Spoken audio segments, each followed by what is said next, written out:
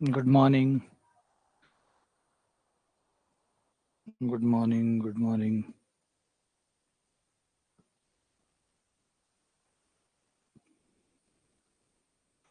Good morning, very good morning.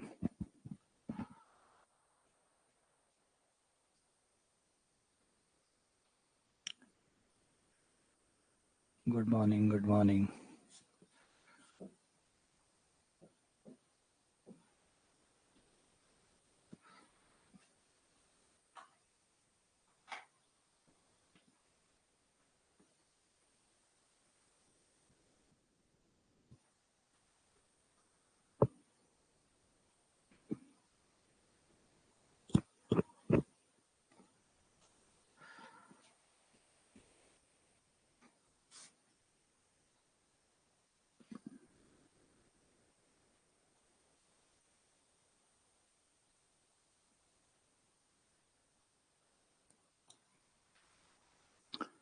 हमने जो last question कर लिया था वो था 138।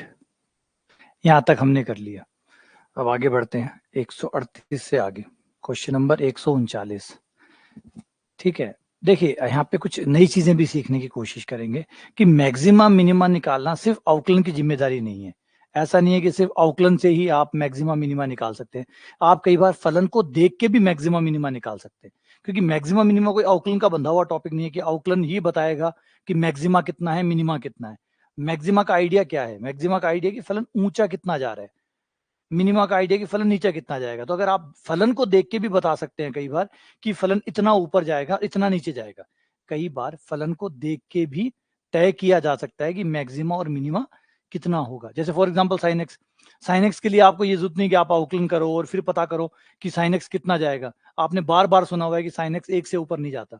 साइन एक्स एक से ऊपर नहीं जाता, यानी साइन एक्स का अधिकतम मान 1 है और न्यूनतम मान -1 है।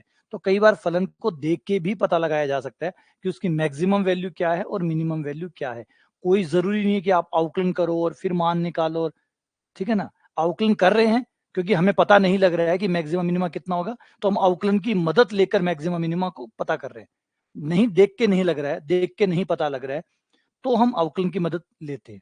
कई बार सवाल को देख के भी मैक्सिमम मिनिमम पता है। ऐसा नहीं है कि आप देख के बता रहे हैं वो अलग मैक्सिमम मिनिमम आएगा, आउकलन करोगे तो कुछ और अलग आ जाएगा। गणित है, अलग अलग नहीं आएगा। ऐसे वैसे कैसे भी करो, अगर सही कर रहे हो तो आंसर एक ही आएगा। है ना? तो एक ये जो भ्रांति है इसको बाहर निकालिएगा। इसलिए एक दो सवाल आज बीच में मैंने ऐसे भी डाले हैं जिसमें ये चीज भी फोकस हो सके कि मैक्सिमम मिनिमा कई बार आप और तरीकों से भी निकाल सकते हैं। कई बार आपके सवाल ऐसे भी होंगे जिनका आउकलन हो ही नहीं सकता, जैसे मोड एक्स आ गया जिनका आउकलन नहीं होता। तो जब आउकलन नहीं होता तब भी उनके मैक्सिमम मिनिमा होते, तब भी सवाल के मैक्सिमम मिनिमा होते हैं। अगर आउकलनीय नहीं है, आउकलन संभव नहीं है, तो भी मैक्सिमम मिनिमा होता है। ऐसा एक दो सवाल देखते हैं, फिर इस पे बात करते हैं। देखो,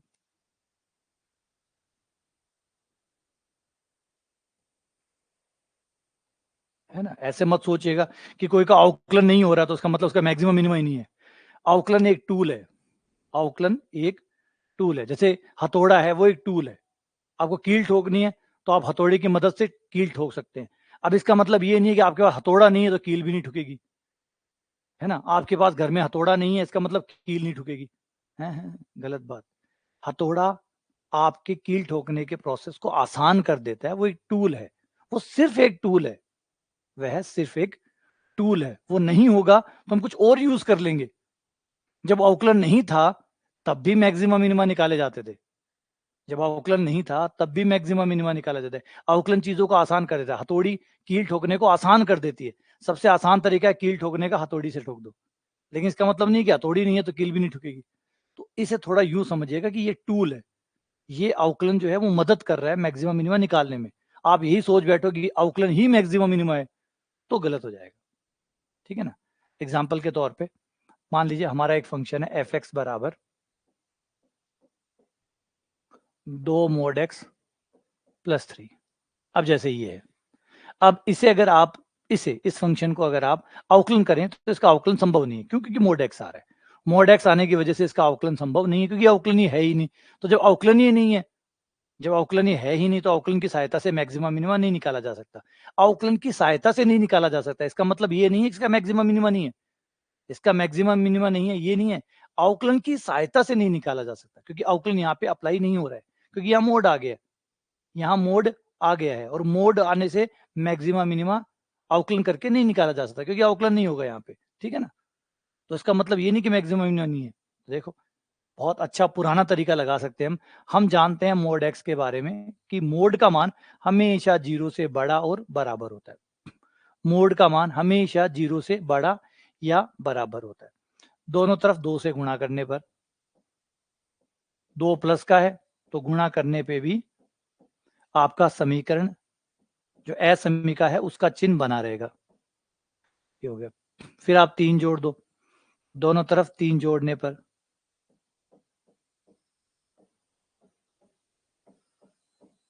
ये 3 जोड़ दिया, ये आपका फंक्शन बन गया, आपका सवाल बन गया एफ एक्स आ गया आपका 3 से बड़ा। ये क्या दर्शाता है कि आपका फलन का मान हमेशा 3 से बड़ा या बराबर होगा, मतलब 3 से ऊपर ऊपर ही रहेगा, और 3 से ऊपर ऊपर ही रहेगा यानी फलन का सबसे छोटा मान कितना हुआ 3, क्योंकि 3 से ऊपर ऊपर ही आएगा, 3 या 3 से ऊपर ऊपर आएगा, तो 3 क्या हुआ मिनिमम। तो आपका एफ एक्स का मिनिमम कितना हुआ,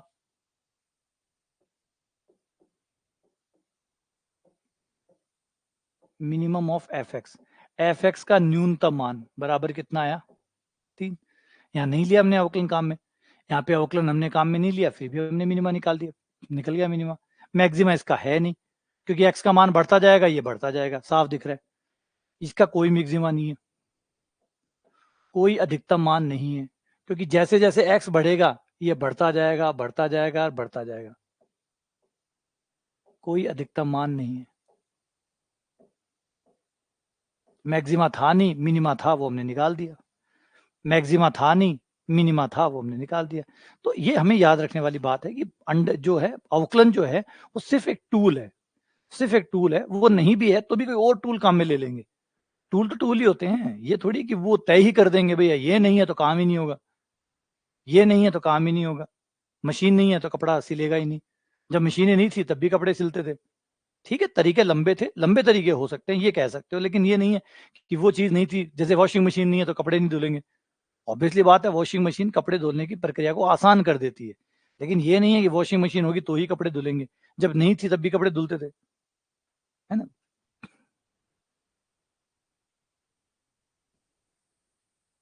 तो ये इंपॉर्टेंट टूल है, इसे याद रखिएगा, इस बात को याद रखिएगा कि अवकलन इस बात को तय नहीं करते कि मैक्सिमम मिनिमा, अवकलन मदद करते हैं, अवकलन सहायक है।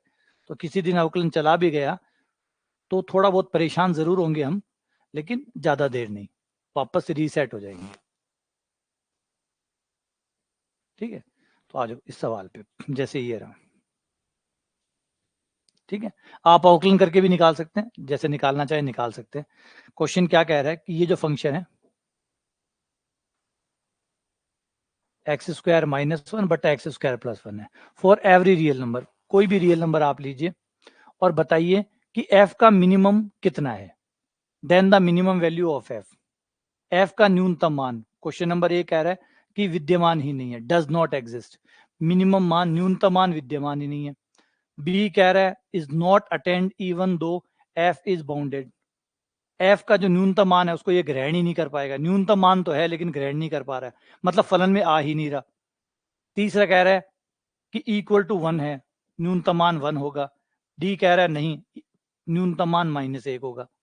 अब कौन सा ऑप्शन है जो हमें देखना है, तो अगर हम इसे देखें और मैं अवकलन की मदद ना लूं, अभी इस बार मैं अवकलन की मदद नहीं ले रहा हूं, मैं बिना अवकलन से करने की कोशिश करूंगा, क्योंकि मजेदारी इसी में है, जब आप थोड़ा सा अटक के अलग से आप सोचते हैं तो बहुत मजा आता है, क्योंकि तब आप कुछ नया दरवाजा खोल रहे हैं। एक्स स्क्वायर +1 -2, मैंने एक जोड़ दिया और एक हटा दिया, और जैसे ही मैंने अलग अलग किया ये आ गया, ये आ गया, ठीक है, क्लियर है, ये चीज आ गई। अब इस चीज को मैं अगर ध्यान से देखूं, जो कि मैं देख रहा हूं,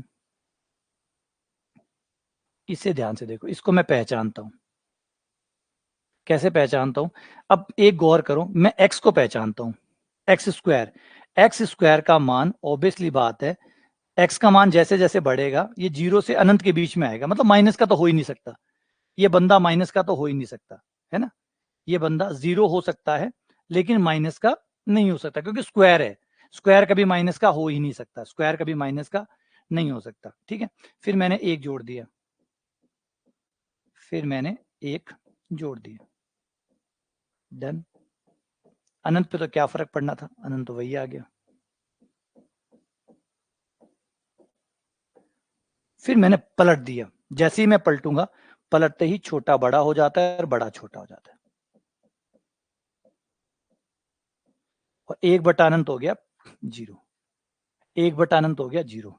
फिर मैंने माइनस से गुणा कर दिया, फिर मैंने माइनस से गुणा कर दिया, जैसे माइनस से गुणा किया चिन्ह फिर पलट गया, क्योंकि माइनस से गुणा करने पर छोटा बड़ा हो जाता है और बड़ा छोटा हो जाता है, ये माइनस से गुणा कर दिया। फिर मैंने एक जोड़ दिया,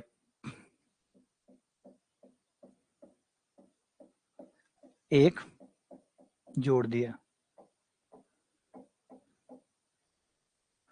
ये मेरा आ गया जीरो, ये मेरा फंक्शन बन गया। एक, अब ये दिखा रहा है कि फंक्शन का न्यूनतम मान जीरो है, फंक्शन का, मैंने कहीं गलती तो नहीं की ना, नहीं, फंक्शन का न्यूनतम मान जीरो है, अधिकतम मान एक है, फलन का अधिकतम मान एक है, न्यूनतम मान जीरो है।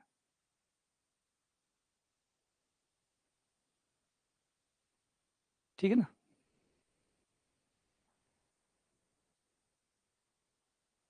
क्लियर है? तो हमारा ऑप्शन नंबर जीरो अटेंड हो रहा है,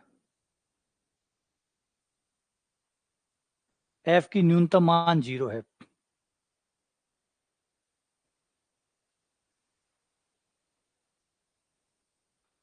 यहाँ पे मिनिमम गलत लिख दिया, मैक्सिमम जो है वो उसे अटेंड नहीं कर रहा है, मैक्सिमम एक है, एक को ये ग्रहण नहीं कर रहा है, बाउंडेड है, जीरो से एक के बीच में आंसर आएगा इसका, इसका आंसर जीरो से एक के बीच में आएगा, लेकिन एक को कभी ग्रहण नहीं कर पाएगा, ये एक को ग्रहण नहीं कर पाएगा। कौन सा, मैंने कुछ गलत कर दिया क्या, दुआ एक, अच्छा अच्छा, एक दुआ भूल गया, एक दुआ गड़बड़ हो गया, एक यहाँ पे दो से गुणा करना था जो मैं भूल गया।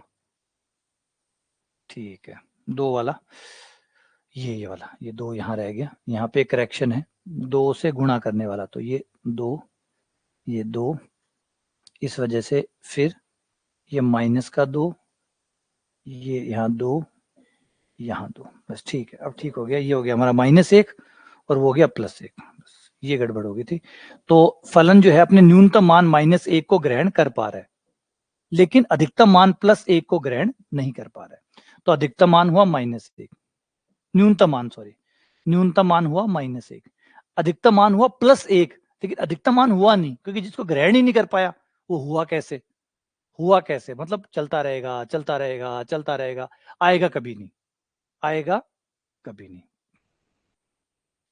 तो न्यूनतम मान हुआ माइनस एक। तो बहुत बढ़िया तरीके से, कोई अवकलन की मदद नहीं ली इस बार, कोई भी अवकलन की मदद नहीं ली, अवकलन का सारा नहीं लिया, बिना अवकलन के हमने इसको निपटाया है, बिना अवकलन से हमने इसको निपटाया, अवकलन से कर सकते थे, बिल्कुल कर सकते थे, लेकिन सोचने वाली बात यह कि कभी ऐसे भी सोच के देखो चीजों को, क्योंकि ये तरीके नहीं है, ये काम आते हैं, कई बार सवाल बुनने वाला इस तरीके से बुनता है सवाल को कि आप उसे वो नॉर्मल अवकलन वाले तरीके से ना कर सको, वो जानबूझ के सवाल की ऐसी बनावट करता है कि आप उसे अवकलन से ना कर सको, लेकिन आप दूसरे तरीके से करोगे जल्दी से हो जाएगा। अगर आपके पास अल्टरनेटिव तरीका है, ये वाला बड़े छोटे वाला, इससे आप करते हो तो आपका सवाल जल्दी सॉल्व हो रहा है, लेकिन दूसरे तरीके से नहीं हो रहा है, तो ये अच्छी चीज है, बढ़िया है। ठीक है, चलो आगे बढ़ते हैं। एक को कभी अटेंड नहीं कर पाएगा, एक को कभी अटेंड नहीं करेगा, ये एक कभी भी नहीं आएगा, यानी अधिकतम मान इसका है ही नहीं, अधिकतम मान के लिए चलता रहेगा चलता रहेगा चलता रहेगा चलता रहेगा चलता रहेगा, लेकिन कभी भी एक पर नहीं पहुंचेगा। हाँ, न्यूनतम मान आएगा भी और पहुंचेगा भी, देखो बराबर भी आ रहा है, बड़ा भी हो रहा है, बराबर का चिन्ह आ रहा है, इसका मतलब इसका मान माइनस एक आएगा, और वो देख सकते हो जीरो पे आएगा, जैसे आप जीरो रखोगे, जीरो रखने पे माइनस एक आएगा, मतलब अपने न्यूनतम मान को ये जीरो पे प्राप्त कर लेगा जो कि माइनस एक है, लेकिन अधिकतम मान कभी नहीं आएगा, क्यों, क्योंकि अधिकतम मान होगा एक, और एक तब आएगा जब आप अनंत रखोगे, इसमें x टेंड्स टू अनंत रखने पर आपको एक मिलेगा, क्योंकि जब आप अनंत रखोगे तो एक्स स्क्वायर ऊपर से कॉमन आ जाएगा, एक्स स्क्वायर नीचे से कॉमन आ जाएगा और कट जाएंगे, और x का मान अनंत रखने पर ये आपका 1/1 1 आ जाएगा। 1 कब आएगा? जब अनंत पे जाओगे, अनंत पे कभी पहुंचोगे नहीं, 1 कभी आएगा नहीं, यानी मैक्सिमम वैल्यू कभी आएगी नहीं इसकी। तो मैक्सिमम वैल्यू को कभी अटेंड मतलब ग्रहण कभी नहीं कर पाएगा। तो बहुत ही अच्छा, बहुत सुंदर सवाल जो है वो बना हुआ है, बढ़िया लगता है। ऐसे सवालों को बहुत अच्छा लगता है जब आप थोड़ा सा अल्टरनेट तरीके से क्वेश्चन को डील करते हो, है ना।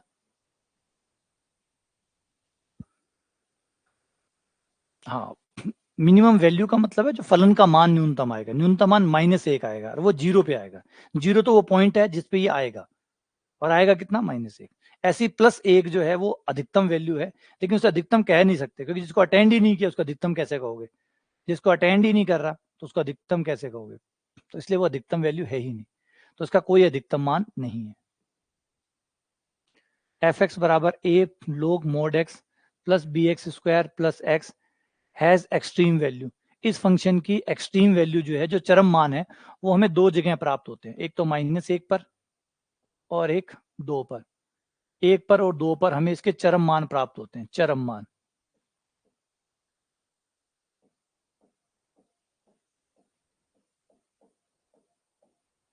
चरम मान।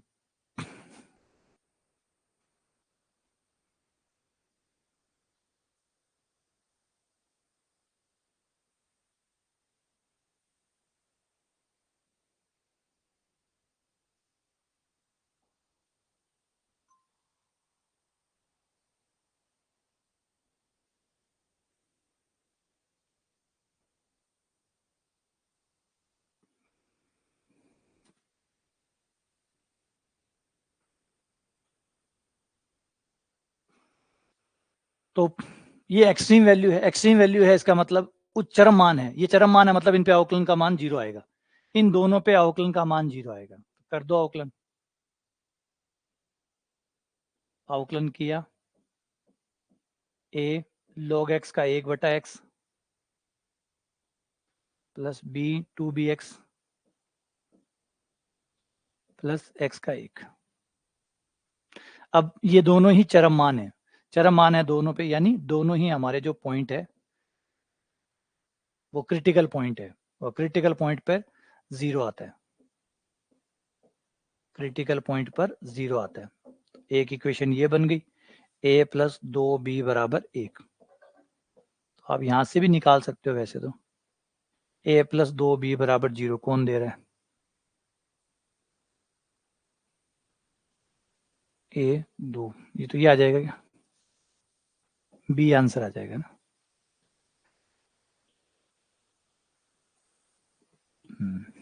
बी आ गया। चाहो तो एक शर्त और बना सकते हो, लेकिन नहीं, समय बचाओ, टाइम बचाओ।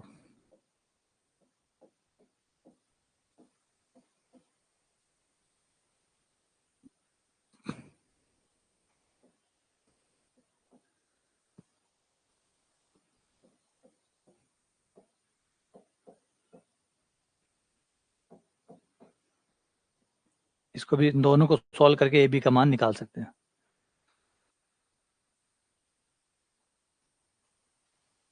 ठीक है, लेकिन बस एक से निकाल लो काफी। वैसे नन ऑफ दीज दिया हुआ है, ये डराता है, ये डराता है,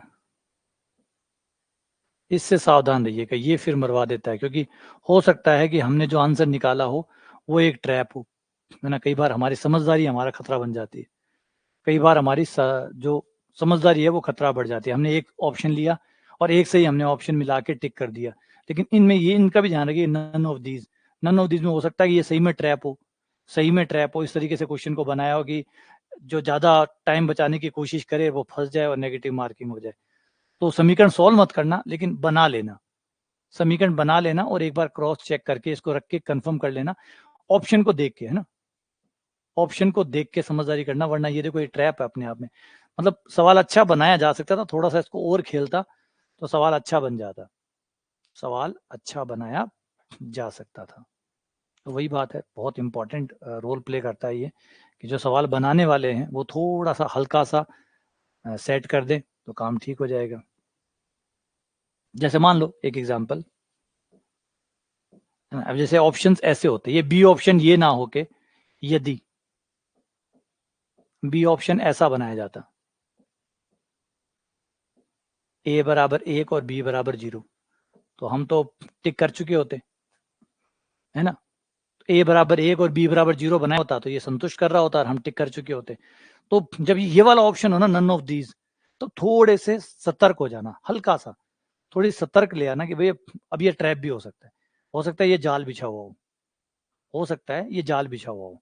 तो थोड़ा सा जब ऐसे नन ऑफ दीज ऑप्शन आए तो एक बार हल्का सा सिंसियरिटी दिखा देना, क्योंकि वरना सारी मेहनत पानी फिर जाएगा, करा धरा सवाल चला जाएगा, टाइम भी जाएगा, नंबर भी जाएंगे।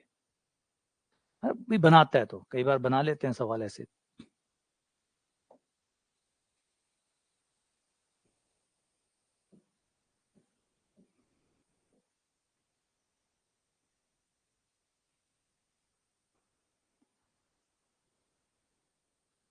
अगला question, S1 S2 are the respectively the set of minimum local minimum. S1 के अंदर सारे लोकल मिनिमम के पॉइंट डले हुए हैं, S2 में लोकल मैक्सिमम के पॉइंट डले हुए हैं। S1 में मिनिमम वाले पॉइंट डले हुए, जिन पे मिनिमम आएगा वो पॉइंट डले हुए हैं, और S2 में जो मैक्सिमम वाले पॉइंट है वो डले हुए हैं। अब यहाँ पे ये सवाल बहुत अच्छा है, बहुत बढ़िया सवाल है, इसको थोड़ा सा देखते हैं, ट्रिक देखने इसको आप चाहें तो वैसे भी कर सकते हैं अपने मेन वाले तरीके से, लेकिन इसको मेन वाले तरीके से नहीं करेंगे, इसको थोड़ा सा हटकर करेंगे, थोड़ा सा बुद्धिमता से करेंगे। देखो क्या है बुद्धिमता, 9 चौक 36, 36x क्यूब प्लस 12 या 36x स्क्वायर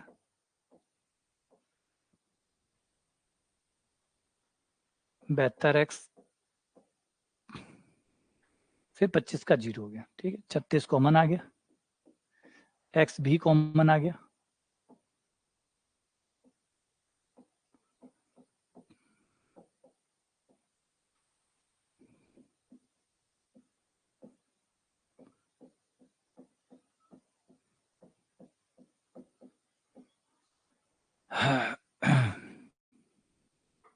x माइनस 1।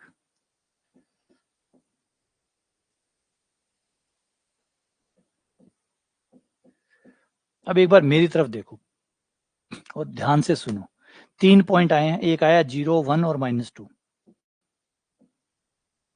एक 0 है, एक 1 है और एक -2 है। अब यहाँ पे मेरी बात सुनना, मेरी बात समझना, कई बार क्या होता है बहुत सारे पॉइंट आ जाते हैं, कई बार बहुत सारे पॉइंट आ जाते हैं। यहाँ पे आप सेकंड अवकलन करोगे, फिर सेकंड अवकलन को पॉजिटिव नेगेटिव निकालोगे, निकाल सकते हो, कोई दिक्कत नहीं है, चाहो तो ऐसा किया जा सकता है, वो भी करके देख लो, फिर एक दूसरे तरीके की भी चर्चा करेंगे। कई बार सेकंड अवकलन करना आसान नहीं होता, कई बार सेकंड अवकलन करना आसान नहीं होता है, लंबा होता है, मान रखने और लंबे होते हैं। जब ऐसी परिस्थिति हो तब आप एक जुगाड़ कर सकते हो, 108 एक्स स्क्वायर प्लस 72 एक्स, 36 दूनी 72 माइनस 72, ये आपका आ गया, ठीक है। अब 100 इसमें मान रख लेके देख लो क्या क्या आया, 0 रखने पर माइनस का 72 आया, मतलब नेगेटिव आया, 1 रखने पर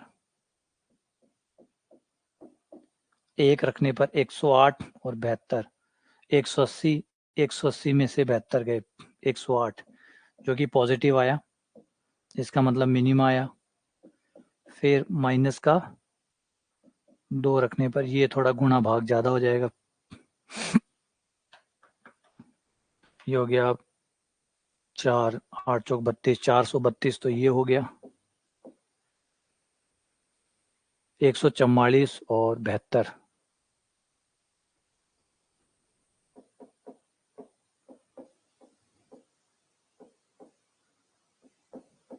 बस प्लस का आएगा, कुछ भी आए प्लस का आएगा, तो ये प्लस के आगे, ये माइनस का आ गया, मतलब मैक्सिमा पॉइंट आ गया, पॉइंट ऑफ मैक्सिमा, और ये मिनिमा आ गया। तो 1 और -2 एक में आएंगे, 0 एक में आएगा, वो मिनिमा वाले में, वो मैक्सिमम, एक हो गया। अब ये अब कई बार सवाल ऐसे आते हैं जो लंबे होते हैं, जिनमें आप सेकंड डेरिवेटिव नहीं निकाल सकते, या बहुत लंबा होता है सेकंड डेरिवेटिव, जिसमें मान रख के पता करना मुश्किल होता है कि नेगेटिव होगा या पॉजिटिव होगा, या कई बार बहुत सारे पॉइंट आते हैं। जस्ट अगला सवाल ऐसा ही बना है जिसमें बहुत सारे पॉइंट आते हो, तब आप क्या करेंगे? क्या एक एक पॉइंट रख रख के पता करेंगे? तो बहुत लंबा चला जाएगा। तो इनको शॉर्टकट करने के लिए अगर हम मैक्सिमा और मिनिमा को पहचाने, तो एक कमाल की बात हमें देखने को मिलती है पॉइंट ऑफ मैक्सिमा और पॉइंट ऑफ मिनिमा के ऊपर। देखो, जो आपका पॉइंट ऑफ मैक्सिमा है, ये वाला पॉइंट ऑफ मैक्सिमा से पहले ढाल को देखिए। पहले ढाल प्लस की है और उसके बाद में माइनस की आ गई। पहले ढाल प्लस की है, फिर ढाल माइनस की आ गई। ढाल मतलब अवकलन, यानी पहले अवकलन प्लस का है और फिर अवकलन माइनस का है। इसका मतलब पॉइंट ऑफ मैक्सिमा हुआ तो उससे पहले आपको प्लस मिलेगा और बाद में माइनस मिलेगा। पॉइंट ऑफ मैक्सिमा पे हमेशा ये होगा। पॉइंट ऑफ मैक्सिमा पे क्या होगा? पॉइंट ऑफ मैक्सिमा पे ढाल पहले प्लस की होगी और फिर वो ग्राफ नीचे आएगा, क्योंकि पहले बढ़ेगा फिर घटेगा, तभी तो मैक्सिमा बनेगा। मैक्सिमा मतलब पहले बढ़ेगा फिर घटेगा, फिर उससे ज्यादा नहीं बढ़ेगा फिर घटेगा। तो पहले ढाल प्लस की होगी फिर ढाल माइनस की होगी, यानी अवकलन का मान पहले प्लस का होगा फिर माइनस का होगा। लेकिन जो मिनिमा का पॉइंट है, उस पॉइंट के ऊपर पहले ढाल, ये देखो, पहले ढाल यहां नीचे की तरफ जा रही है, मतलब माइनस की है, और फिर ढाल प्लस की है, फिर प्लस की है।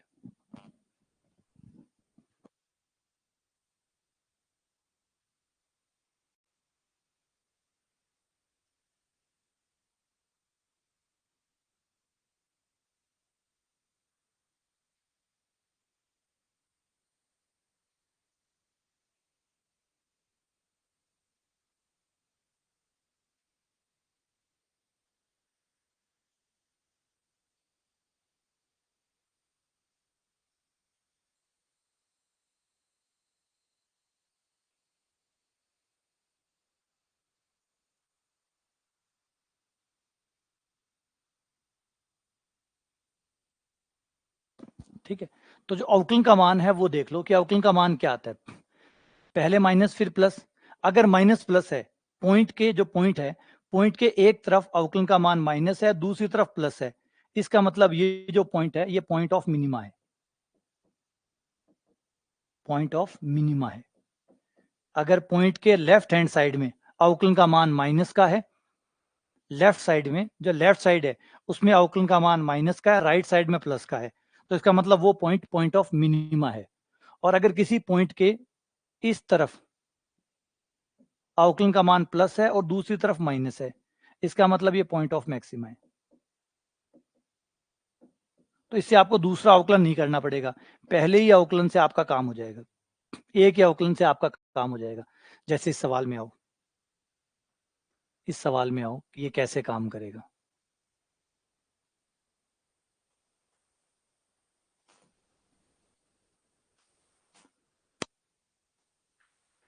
ये हमने अवकलन का मान एफ डैश निकाल लिया था। एफ डैश में 3 आंसर आए थे, 0, 1, -2। ये अवकलन का मान है, ये अवकलन का मान है। संख्या रेखा बनाओ, संख्या रेखा बनाओ, बना दी।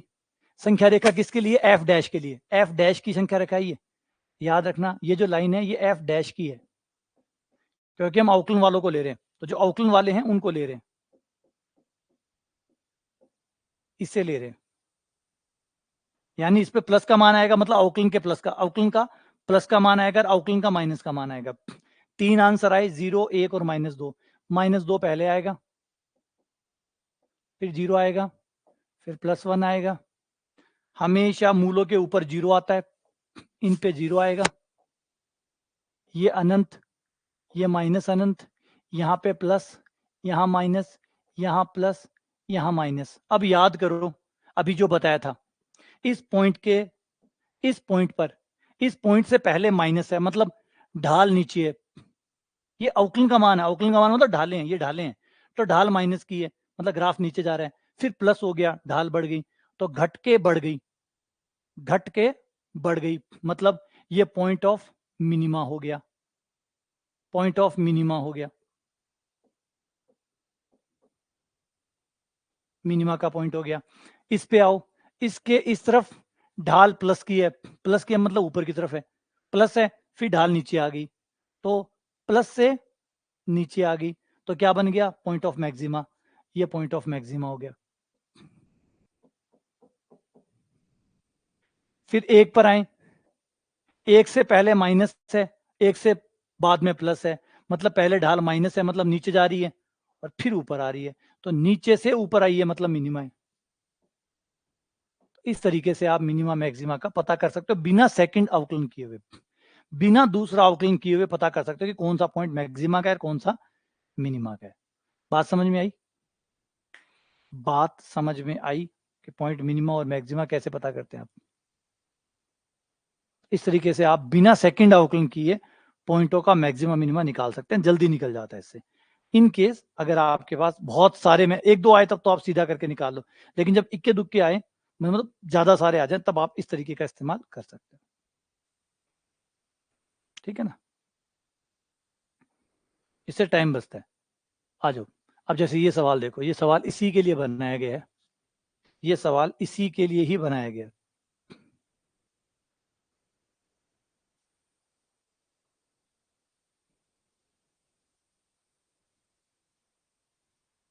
जैसे भी ये सवाल है, इस सवाल को देखो, इस सवाल में आपको इस फंक्शन का लोकल मिनिमम निकालना है। लोकल मिनिमम निकालो तो आप इसका अवकलन करोगे, इसका अवकलन करोगे तो आ जाओ अवकलन करने पर। अब अवकलन यहाँ ध्यान देखना क्योंकि यहाँ समाकलन लगा हुआ है और समाकलन का अवकलन कर रहे हैं। समाकलन से अवकलन कट जाएगा,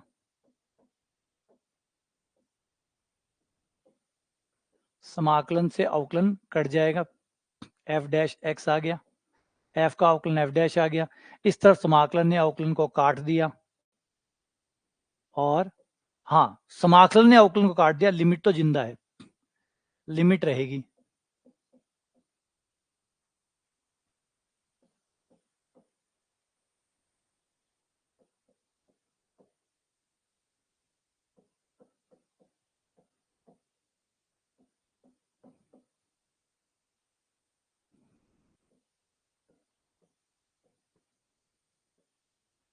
और ये 1 से लेकर x तक अवकलन ने समाकलन को काट दिया लेकिन लिमिट बच गई। अब लिमिट रख दो, लिमिट रखने पर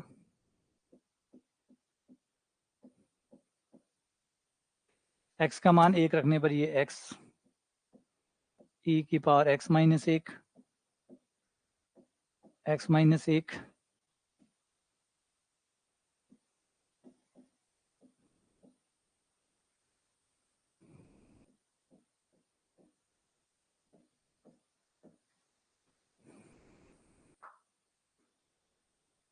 ये मान रख दिया।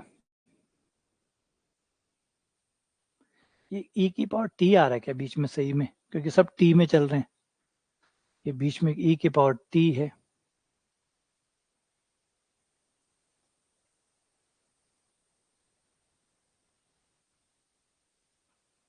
एक लिमिट जो है वो -1 है ये ना,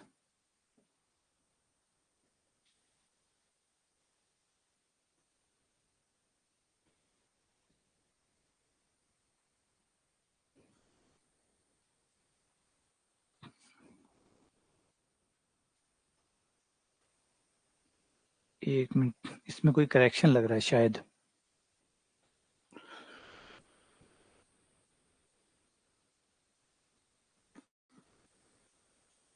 -1 से लेकर x तक दिखा रहा है ये, और एक मुझे जो डाउट लग रहा है वो e की पावर t -1 का लग रहा है, या तो e की पावर t बाहर है और या इसके अंदर है।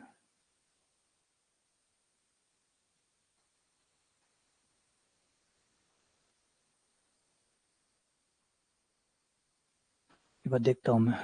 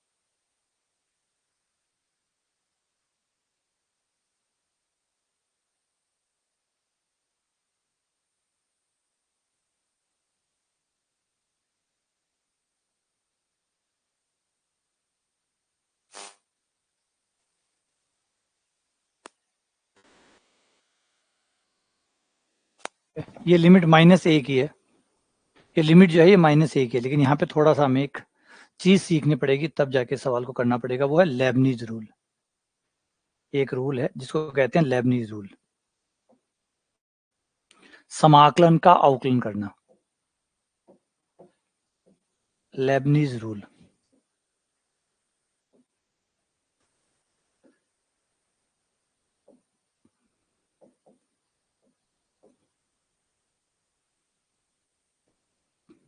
लेबनीज रूल पहले वो सीख लो, फिर उसके बाद ये हमारा काम आएगा कि अगर कोई अवकलन है और हमें उसका समाकलन है, उसका हमें अवकलन करना है, तो इस केस में इतना आसान नहीं होता, थोड़ा सा कॉम्प्लिकेटेड होता है कि अगर आप किसी समाकलन का अवकलन कर रहे हो, ये आपका समाकलन है जिसकी लिमिट f(x) से लेकर gx तक है, और अंदर आपका फंक्शन है, मान लो h t dt, ये आपका फंक्शन है जिसका समाकलन हो रहा है, और उसी समाकलन का आप अवकलन कर रहे हो। तो लेबनीज रूल कहता है कि जब आप इसका समाकलन करोगे तो अवकलन से समाकलन कट जाएगा, एक बार अवकलन से समाकलन कट जाएगा, लेकिन पहले आपको उसमें अपर लिमिट डालनी है। पहले आपको समाकलन से अवकलन कट गया, कटने के बाद आपकी जो लिमिट है वो आप इसमें डालोगे, h के अंदर t की जगह पहले अपर लिमिट आ जाएगी, इनटू गुणा अपर लिमिट का अवकलन g(x) गुणा अपर लिमिट का अवकलन माइनस फिर लोअर लिमिट, इसमें लोअर लिमिट रखी जाएगी,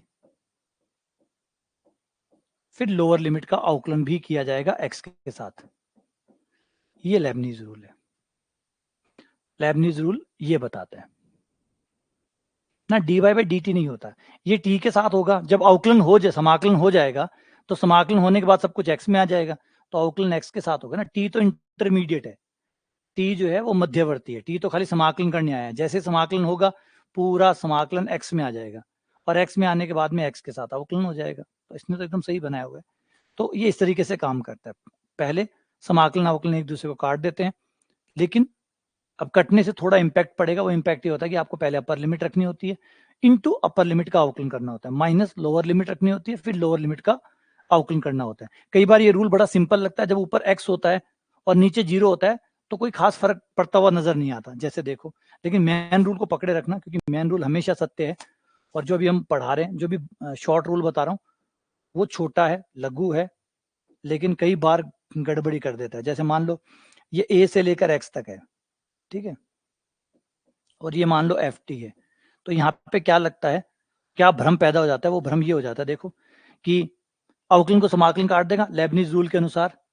लेबनीज रूल के अनुसार अवकलन को समाकलन काट देगा, काटने के बाद f में आपका अपर लिमिट आ जाएगी जो कि x है, इंटू x का अवकलन जो कि 1 आ गया, x का अवकलन जो कि 1 आ गया, माइनस फिर f में आपकी लोअर लिमिट आ जाएगी जो कि a है, a रख दिया, फिर a का अवकलन आया जो कि 0 है, और वो सारा 0 आ गया, क्या आ गया, fx आ गया, क्या आ गया, fx आ गया। अब बच्चा क्या समझ बैठता है इससे?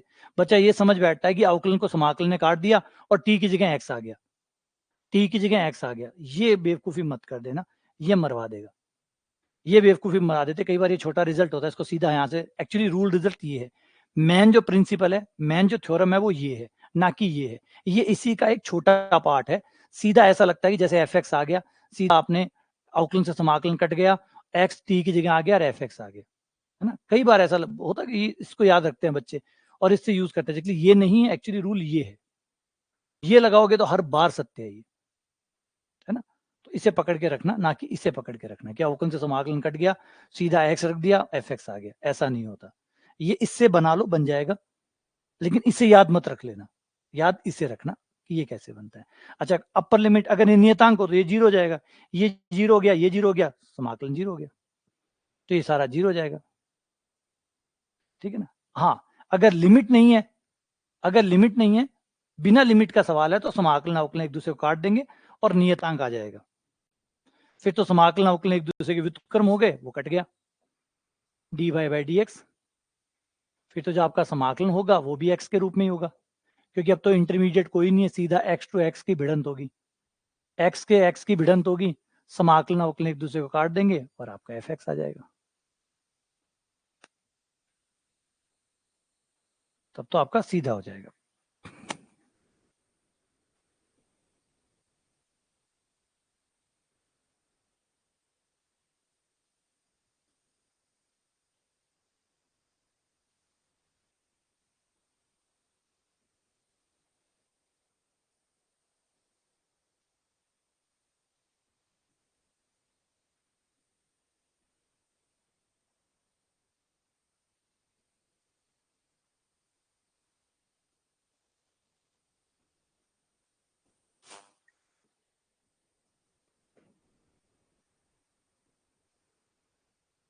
ठीक है ना, समझ में आ गया। तो ये है लिमिट वाला case. In case of limit हो तब आपको ये रूल, इसे लेबनीज रूल कहते हैं, ये यूज करना होता है।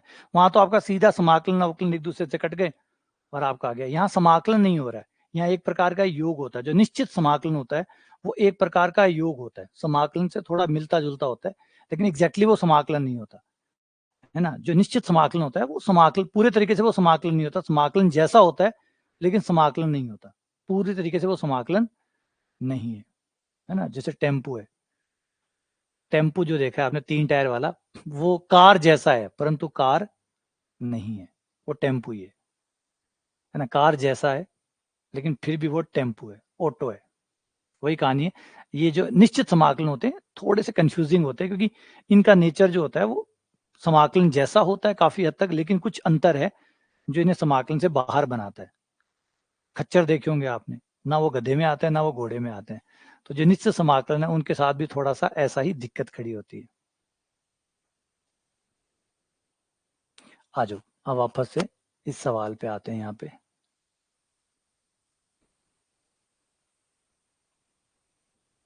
ये जो कर रहे थे, तो यहाँ वो पूरा रूल बता देता हूँ। आएगा तो यही जो मैंने अभी लिखा है, क्योंकि आप पहले इसमें एक्स रखोगे ऊपर वाले में, फिर एक्स के साथ, ठीक है। पहले आपने अपर लिमिट रखी, फिर अपर लिमिट का अवकलन किया जो कि 1 आ गया, क्योंकि एक्स है, अपर लिमिट एक्स है तो एक का एक्स का अवकलन 1 हो गया। फिर लोअर लिमिट रखी, -1 का अवकलन किया, वो 0 आ गया। इसको पूरा कर दूं, है ना, स्टेप बाय स्टेप कर देता हूँ ताकि कोई गलत फहमी ना हो जाए।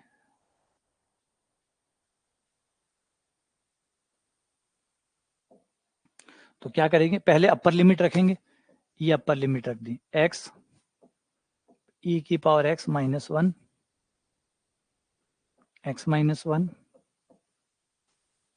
एक्स -2 की पावर 3, एक्स -3 की पावर 5 इंटू एक्स का अवकलन जो कि 1 हो गया, माइनस लोअर लिमिट एक्स की जगह -1, -1, -1, -1, -1, लेकिन खुद -1 का अवकलन 0।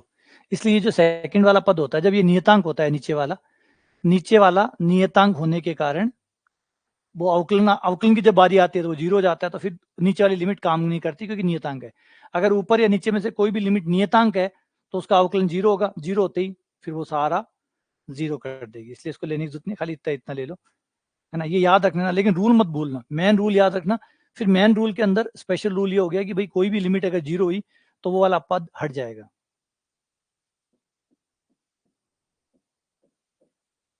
तो ये हो गया एक्स ई की पावर x-1, x-1, x-2,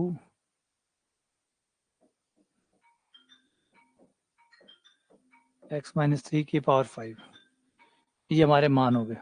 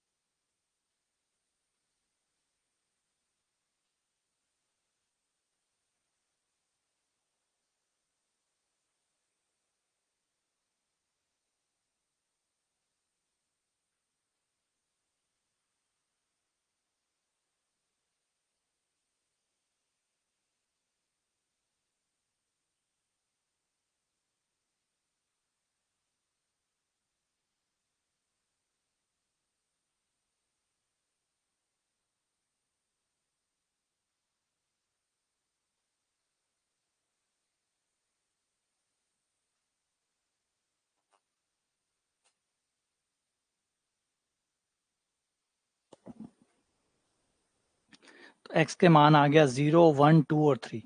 यहाँ से x का मान निकालोगे 0 आ जाएगा, इससे भी x का मान निकालोगे 0 आ जाएगा, इससे x का मान निकालोगे 1 आ जाएगा, इससे x का मान निकालोगे 2 आ जाएगा, इससे x का मान निकालोगे 3 आ जाएगा।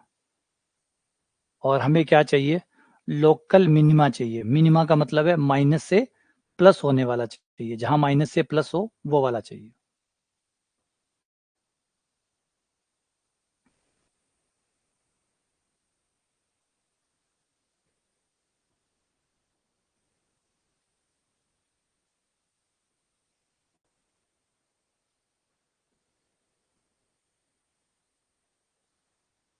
यहाँ पे थोड़ी सी समझदारी बरतनी है। हाँ, यहाँ थोड़ी सी समझदारी हमें बरतनी है। x के जो मान आए थोड़ा सा ध्यान से और समझदारी से, 0, 1, 2, 3, क्योंकि ये मामला पेचीदा है। पेचीदा क्या है? पेचीदा ये है कि x का मान 0 2 बार आ रहा है, और जो 2 बार आता है, याद करो, जब x का सेम मान 2 बार आता है, रिपीट होता है, तो उसके दोनों तरफ का चिन्ह सेम होता है। उसके दोनों तरफ का चिन्ह सेम होता है, तो यहां से प्लस, तो ये भी प्लस है। 0 2 बार आ गया, और कोई चीज 2 बार आती है, 2 बार आती है मतलब वो द्विमूल है। द्विमूल है तो उसके दोनों तरफ का चिन्ह सेम होगा। तो यहां से प्लस हुआ तो यहाँ पे प्लस हुआ, क्योंकि रिपीट कर रहा है। फिर बाकी सब एक एक बार है। हाँ, या 3 बार आए कोई दिक्कत नहीं है, विषम बार आए तो कोई दिक्कत नहीं है, सम बार आए तो दोनों तरफ का चिन्ह सेम होता है, सम बार आए तो चिन्ह सेम होता है, विषम घात आ रही है, विषम बार आ रहा है तो फिर दोनों तरफ का चिन्ह चेंज होगा, जैसे हो रहा है। तो प्लस माइनस प्लस माइनस, ये यहाँ पे थोड़ा सा खेल था, है ना। शाबाश राकेश, राकेश को याद है, बढ़िया, बहुत बढ़िया। याद है, ये चीज हमने असमीका के अंदर पढ़ी थी कि कोई रूट, कोई मूल अगर सम बार आता है तो उसके दोनों तरफ का चिन्ह सेम होगा। क्यों सेम होगा वो भी मैंने बताया था, कि एक मूल 2 बार आया, इसका मतलब उसे समझो कि वो उसके बीच में जगह है, जगह है, तो प्लस माइनस प्लस, तो दोनों तरफ क्या हुआ? प्लस प्लस, सेम चिन्ह हुआ। हाँ, कोई अगर नंबर विपरीत विषम बार आ रहा है, कोई मूल विषम बार आ रहा है, तो फिर उसके दोनों तरफ का चिन्ह अलग अलग हो जाएगा। क्यों? विषम बार आने की वजह से प्लस माइनस करके दोनों तरफ विपरीत चिन्ह बन जाएगा। अब हमें क्या चाहिए? हमें लोकल मिनिमा चाहिए। मिनिमा कब बनता है? जब माइनस से प्लस आता है। माइनस से प्लस, माइनस से प्लस, एक तो देखो ये रहा, ठीक है, और कोई माइनस से प्लस, सिर्फ 2 ही आ रहा है। 1.4 और है, कोई है क्या यहाँ मेरे पास? यहाँ 4 तो मेरे वाले में है ही नहीं कोई।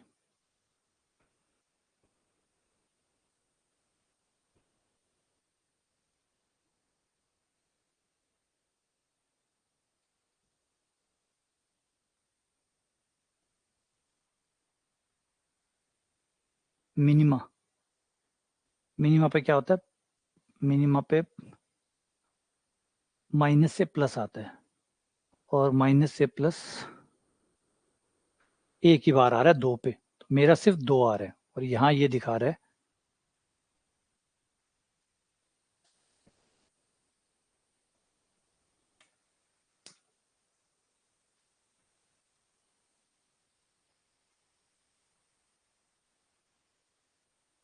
अच्छा, चिन्ह राइट से स्टार्ट होता है।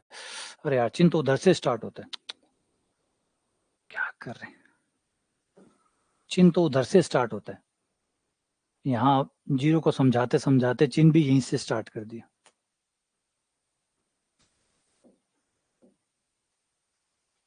चिन्ह राइट से स्टार्ट होते हैं।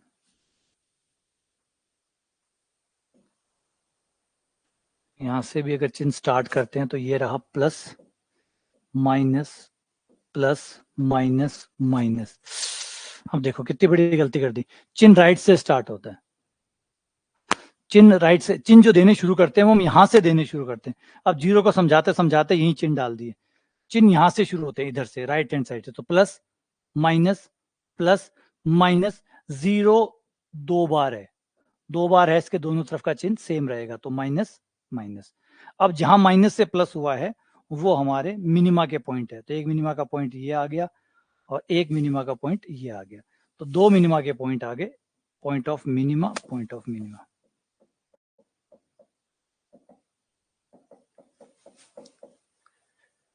पॉइंट ऑफ मिनिमा 1 और 3। देखो बहुत बढ़िया सवाल, बहुत शानदार सवाल बनाया हुआ था, ये कमाल का सवाल था।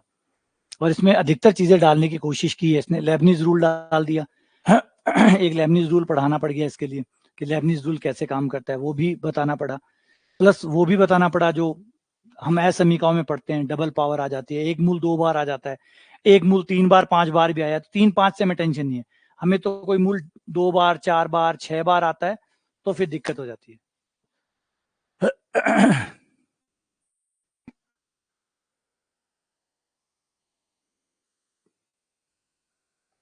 ठीक है ना। आ जाओ आगे बढ़ते हैं अगले सवाल पे।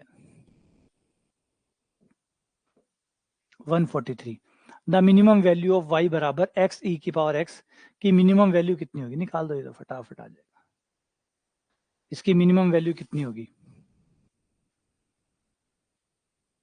पॉइंट क्या होगा? पॉइंट पूछे है। x बराबर -1 होगा, 0 होगा, तो ये तो करते ही हो जाएगा अवकलन।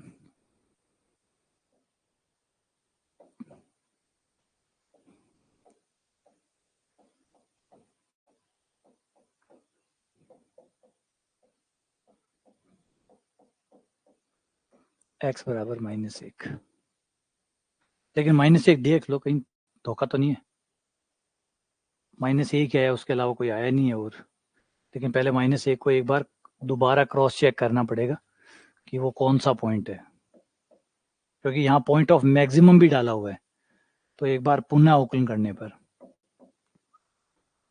x प्लस 1 ई की पावर x का अवकलन e की पावर x, फिर e की पावर x को छोड़कर x प्लस 1 का x का 1 1 का 0, e की पावर x आपका कॉमन, ये आपका x प्लस 2 आ गया, e की पावर x x प्लस 2। और अगर मैं यहाँ पे -1 रखता हूँ तो ये आंसर मेरा प्लस का आ जाएगा।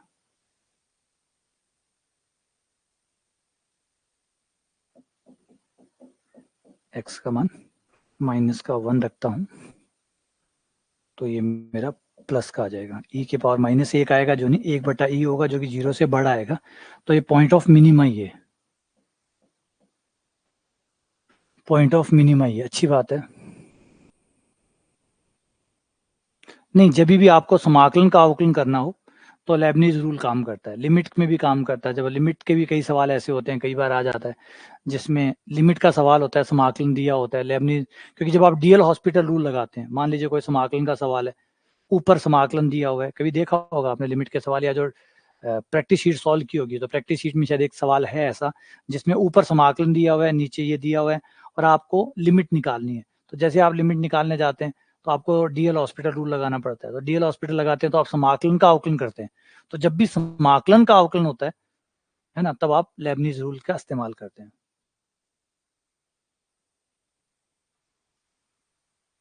जीरो आया ही नहीं है ना, जीरो कहाँ है?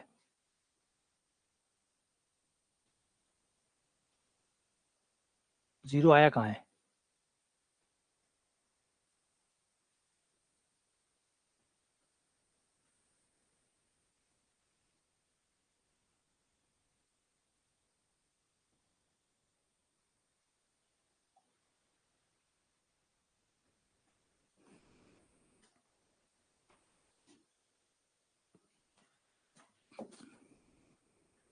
आगे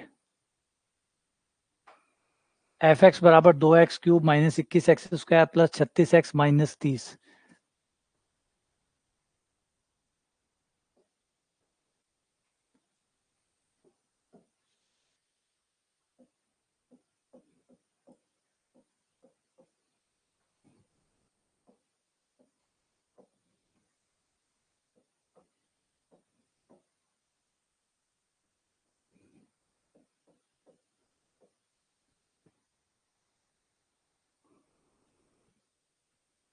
0 करने पर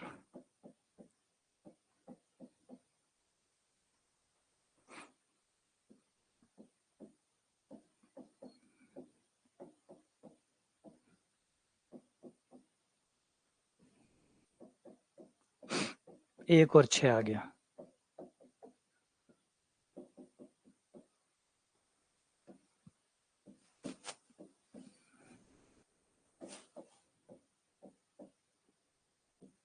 तो ये प्लस से माइनस हुआ है, मतलब प्लस से माइनस ऊपर से नीचे आया है।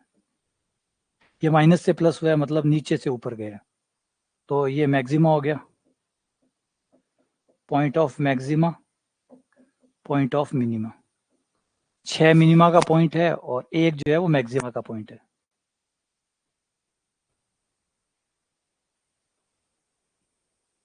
तो ये वाला तरीका भी अच्छा है, काफी बढ़िया है। इसमें आपका कैलकुलेशन पार्ट, सेकंड डेरिवेटिव वाला जो कैलकुलेशन पार्ट है ना, वो थोड़ा सा कम हो जाता है। सेकंड वाला जो आपका आउटलाइन वाला पार्ट है ना, वो थोड़ा सा कम हो जाता है। देखो फायदा तो हो गया ना, अब 10 सेकंड भी बच रहे हैं, 10 सेकंड भी बचते हैं।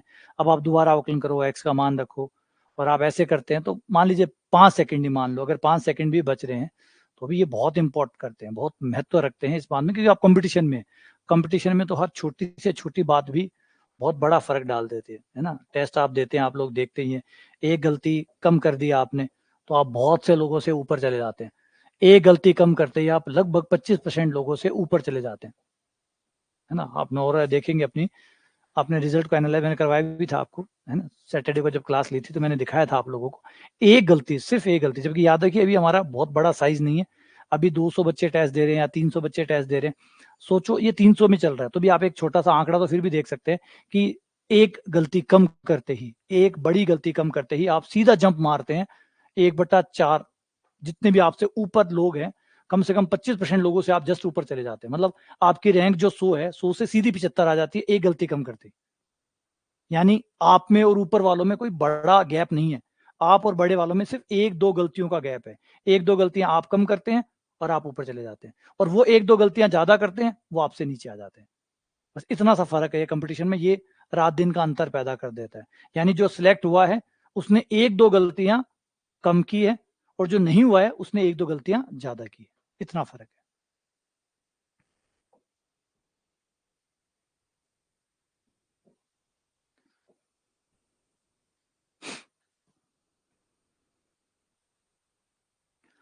The number of value of x where the function f x बराबर cos x plus cos 2 root x अपने मैक्सिमम को अटेन करेगा।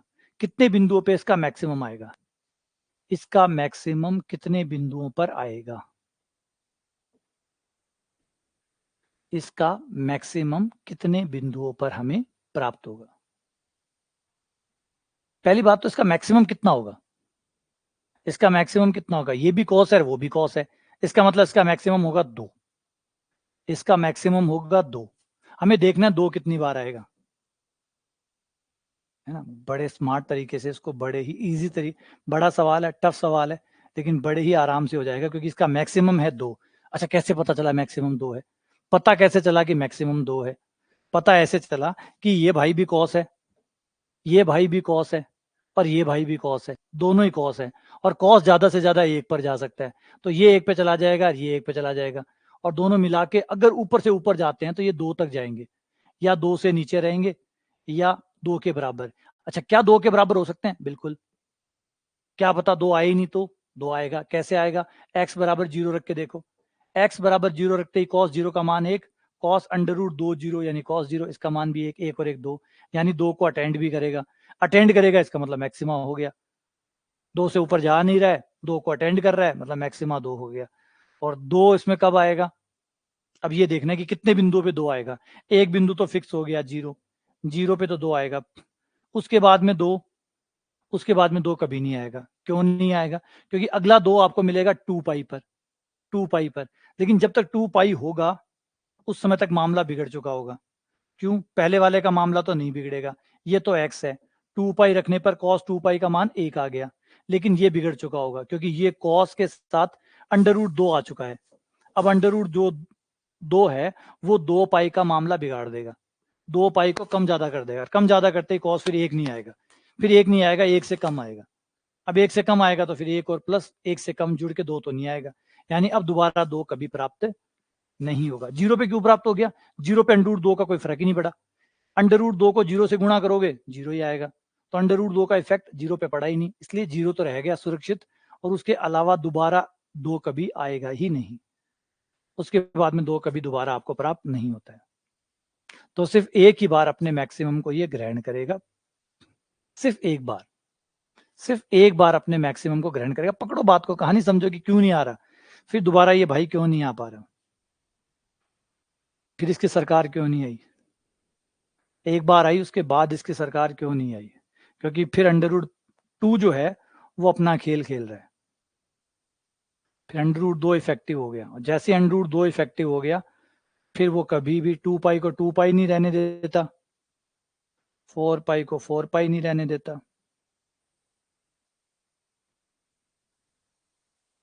फिर वो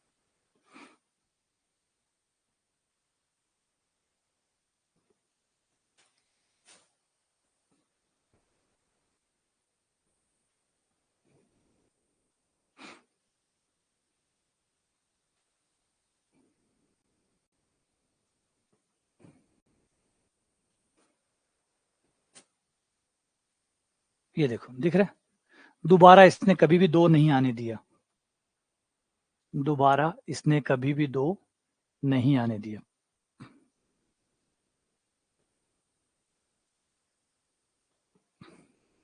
दो सिर्फ एक बार आया, सिर्फ एक बार, उसके बाद 2 के नजदीक जाने की कोशिश की, 2 आया नहीं है, फिर 2 कभी नहीं आया, एक बार आया फिर 2 कभी नहीं आया। ये देखो, इससे समझ में आ जाएगा, 2 सिर्फ आपका एक बार आया। अगर आपको लग रहा है कि यहाँ 2 आ गया तो नहीं आया है, यहाँ पे 2 नहीं आया, ये देखो, ये 2 नहीं आया है। और क्यों नहीं आया वही तो इंटरेस्टिंग है। यहाँ 2 आया सिर्फ, यहाँ पे 2 आया, यहाँ दोनों भाई मिले, 0 पे 2 आया, फिर 2 कभी नहीं आया। कारण है फिर अंडर रूट 2 जो है, फिर अंडर रूट 2 जो है वो अपना खेल खेल रहा है। अंडर रूट 2 क्या होगा, 1.4, वो 2 पाई को 2 पाई रहने नहीं देगा। 2 पाई को अंडर रूट 2 से गुणा करोगे, फिर वो 2 पाई को 1.5 गुणा कर देगा, 1.5 गुणा कर देगा तो फिर वो 2 पाई नहीं रहा। कॉस का मान 2 पाई पे 1 आता है, वो 1 आने नहीं देगा। वो एक कॉस 1 आ रहा होगा, उस समय दूसरा कॉस जो है वो 1 नहीं आने देगा, फिर दूसरा कॉस जो है उसको 1 नहीं आने देगा, इसलिए दोनों जुड़ के 2 बन नहीं पाएंगे। अगर दोनों को अलग अलग ग्राफों में देखें तो हमें कहानी समझ में आ जाएगी। एक बार ही दोनों का मिलन होगा, उसके बाद में नहीं हो पाएगा, क्योंकि फिर दूसरा जो अंडर रूट 2 है उसी के अनुसार ये चीजें चलने लग जाएंगी और वो इसे चलाएगा।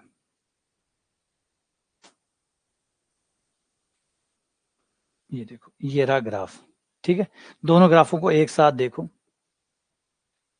ये देखो, यहाँ पे दोनों जुड़े, यहाँ पे दोनों जुड़ के क्या हुआ, 1 और 1 2 हो गए।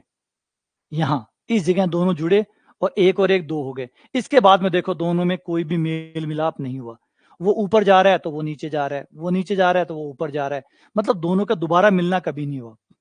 और जब दोनों का मिलना नहीं हुआ तो 1 और 1 2 नहीं हुआ। 1 और 1 2 कब होता, जब दोनों मिलते तो 1 और 1 2 होता।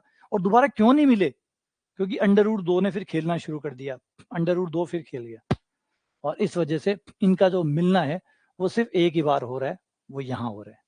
यहाँ हुआ तो 1 और 1 2 हो गए, अदरवाइज जुड़े तो सही लेकिन 2 नहीं बने ना। 2 तो तब बनेगा ना, 1 और 1 2 आएगा तब 2 बनेगा, और कॉस का मान 2 से 1 से ऊपर जाता नहीं है, तो फिर आपको कभी भी 2 मिला ही नहीं। कॉस का मान आप सोचो कि 1 2 1 3 हो जाए और 1 1 हो जाए, एक माइनस का 1 हो जाए, एक प्लस का 3 हो जाए, फिर 2 आ जाएगा। लेकिन कॉस कभी 1 से ऊपर जाता नहीं है। ज्यादा से ज्यादा चाहे कॉस कोई सा भी हो, ज्यादा से ज्यादा 1 आएगा। दोनों ही कॉस 1 से ऊपर जा नहीं सकते, और 1 और 1 2 तभी होगा जब दोनों मिलेंगे तो ही 2 बनेगा, और दोनों फिर दोबारा कभी मिलेंगे नहीं। एक ही बार मिलना था जो मिल गए। और मिलने का मतलब ये नहीं, ऐसे तो कई जगह मिल रहे हैं। हाँ, ये बात और रिपीट कर दूं, कहीं ये गलत फहमी, दोनों मिल नहीं रहे, देखो मिल रहे हैं, ये मिल रहे हैं, लेकिन इस समय हरे वाला नीचे आ रहा है और ये बढ़ रहा है। उच्चतम पे मिलना है दोनों को, उच्चतम पे मिलना है। उच्चतम पे मिलने का मतलब है 1 और 1 2 आए, उच्चतम पे दोनों नहीं मिल रहे हैं। मिल तो रहे हैं लेकिन उच्चिष्ट पे दोनों मिलने चाहिए, जब दोनों का मान 1 1 हो उस समय मिलना चाहिए, तब 2 आएगा। है ना, मेल मिलाप जो हो रहा है वो फिर एक समय कोई थोड़ा नीचे है और एक थोड़ा बहुत ऊपर है, तब मिल रहे तो मिलने का क्या फायदा। जैसे भी ये इस समय ये देखो, ये अपने अधिकतम पे था, ये एकदम नीचे की तरफ अधिकतम पे था, लेकिन उस समय ये यहाँ पे था, फायदा कुछ हुआ नहीं। बस यही केस ऐसा है एकमात्र जहां पे दोनों मिले भी और अपने अधिकतम पर मिले, दोनों मिले और अपने अधिकतम पर मिले, ताकि जोड़ दो आया। बस एक ही स्थिति ऐसी हुई जब दो आया, वरना दो आया ही नहीं कभी।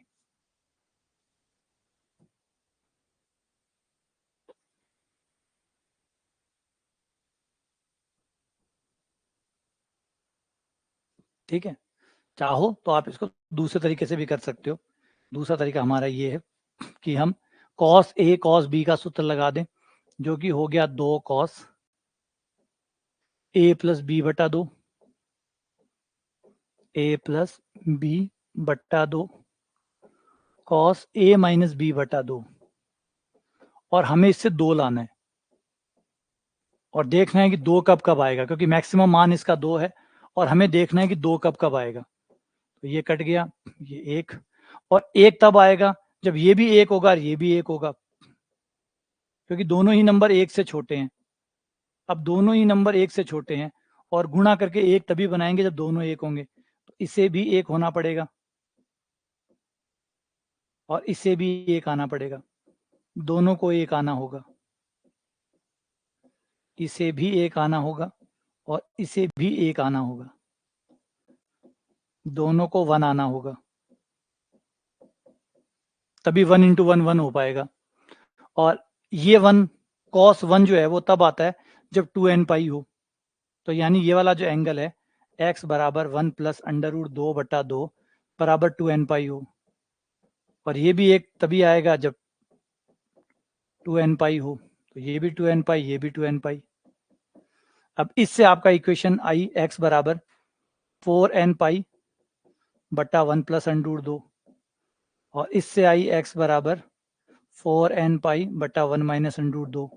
ये चीज एक ही बार बराबर हो सकती है जब n बराबर 0 हो, n बराबर 0 पे दोनों बराबर होंगे, अदरवाइज यहाँ से x का मान कुछ और आएगा, वहां से x का मान कुछ और आएगा।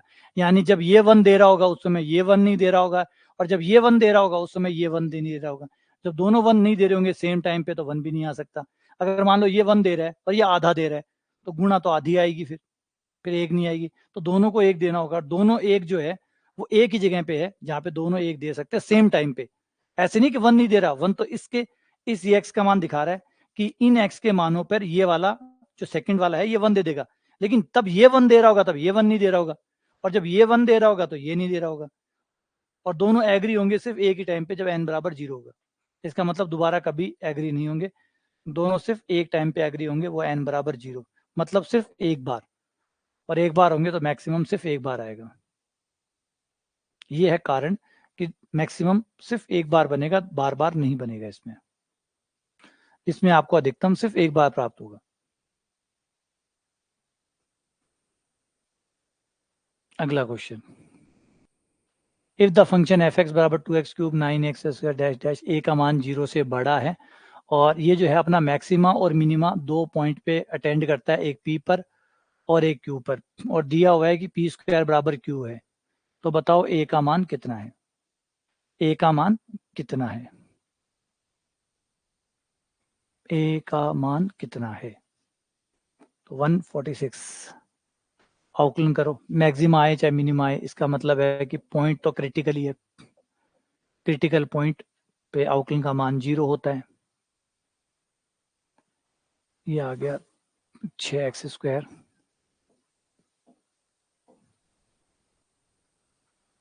माइनस 9 दूनी 18x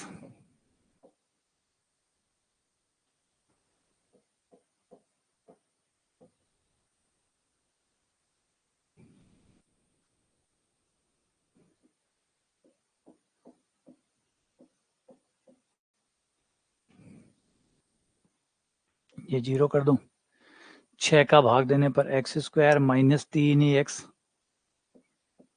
प्लस 4,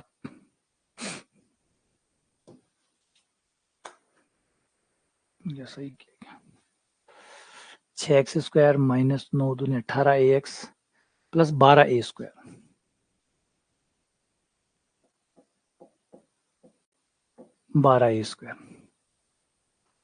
और 6 का भाग देने पर 2a²,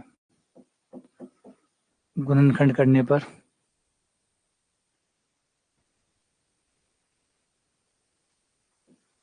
x minus a, x minus 2a, ये दो हमारे क्रिटिकल पॉइंट आ गए। ठीक है, और इसने कहा है कि P और Q है, तो एक P हो गया और एक Q हो गया, P बराबर A हो गया और Q बराबर 2A हो गया, एक P हो गया और एक Q हो गया।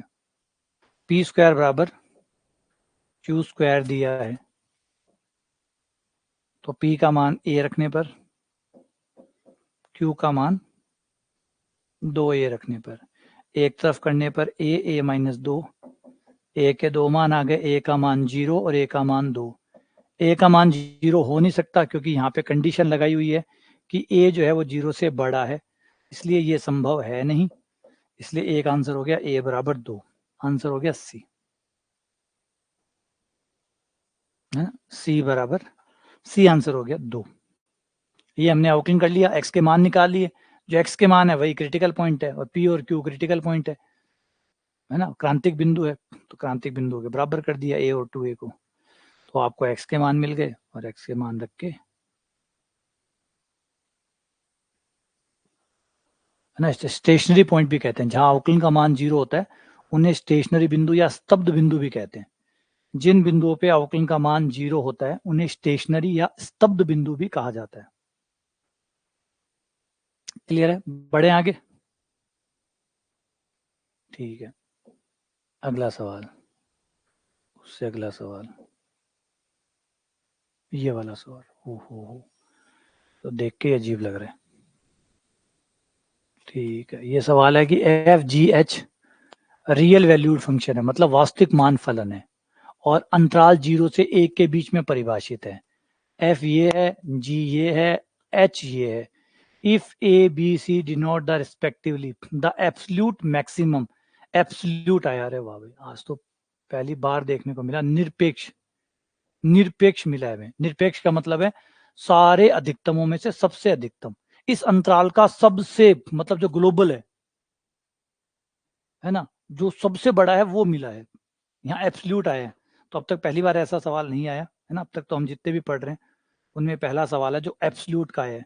इसका मतलब इस इंटरवल में 0 to 1 का जो इंटरवल है, इस इंटरवल में सबसे बड़ा मान, सबसे बड़ा एकदम हाईएस्ट, सारे बीच में जो लोकल लोकल लोकल लोकल सारे हैं सब निकाल लिए और पूरे फलन को एनालाइज कर लिया, और उसमें जो सबसे बड़ा मान आया है वो हमें यहाँ मिलता है। और A, B, C denote the respectively the absolute maximum of FGH। F के अधिकतम मान, जो F का अधिकतम मान आया वो A है, G का इस अंतराल में, सिर्फ अंतराल की बात चल रही है 0 से 1, 0 से 1 अंतराल में F का सबसे बड़ा मान A है, G का सबसे बड़ा मान B है और H का सबसे बड़ा मान C है, ये कहा गया है। और ये सवाल है, तो अब इन सवालों में ध्यान देखो, इनमें कुछ पैटर्न होता है। ये नॉर्मली जो सवाल होते हैं ना, जो खासकर IIT वाईटी आते हैं, इनका एक सबसे अच्छी बात ये होती है, ये बस जो आपको ट्रेनिंग कराते हैं 1 साल 2 साल, उन 2 सालों में मेन ट्रेनिंग होती है पैटर्न की। हर सवाल जो भी बना हुआ है वो एक पैटर्न पे बना हुआ होता है, एक तरीका होता है। अगर आप यहाँ ध्यान से देखें तो एक पैटर्न है जिसे आप पकड़ पाएंगे, एक पैटर्न है जिसको आप पकड़ पाएंगे। बस ये जो आप तैयारी कराते हैं IIT के अंदर, वो सिर्फ यही होती है कि बच्चों को पैटर्न पकड़ना सिखा दो, कि कुछ ऐसा है, कुछ ऐसी चाबी है जिससे सवाल सॉल्व हो जाएगा, जिससे सवाल ओपन हो जाएगा। और पैटर्न पकड़ में कैसे आता है, सिमिलैरिटी से। आप सवाल में देखते हैं सिमिलैरिटी क्या है, एक जैसापन क्या है, और वो जो एक जैसापन है उसको उठाते हो और फिर उनको तार जोड़ते हो। तो यहाँ आप देखेंगे तो एक जैसी चीज है, EX² E minus x², EX² E minus x², EX² E minus x², लेकिन E माइनस x² तो सब में ही है।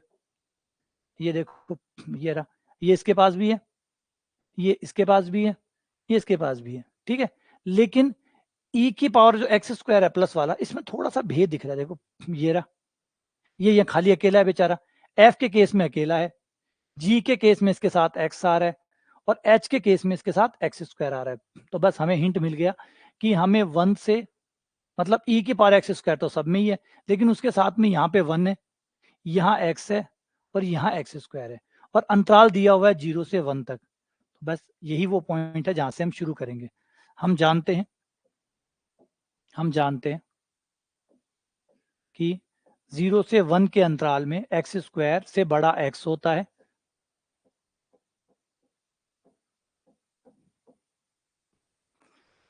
जीरो से 1 तक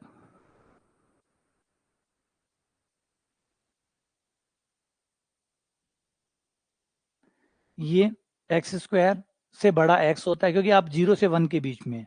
जब आप 0 से 1 के बीच में होते हैं तो आपका स्क्वायर छोटा होता है, एक पावर उससे बड़ी होती है और 0 पावर उससे भी बड़ी होती है, क्योंकि जैसे जैसे पावर बढ़ती है उसका मान छोटा होने लग जाता है। 0 से 1 के बीच में पावर नेगेटिव इफेक्ट डालती है। 0 से 1 के बीच में पावर नेगेटिव इफेक्ट डालते हैं, जितनी बड़ी पावर है मान उतना छोटा हो जाएगा। ठीक है ना, आप ट्राई करके देख सकते हो, कोई भी मान लेके देख लो। पावर का नेगेटिव इफेक्ट 0 से 1 के बीच में पावर का इफेक्ट नेगेटिव होता है, 1 के बाद में पावर का पॉजिटिव इफेक्ट होता है, पावर बढ़ने के साथ मान बढ़ता है।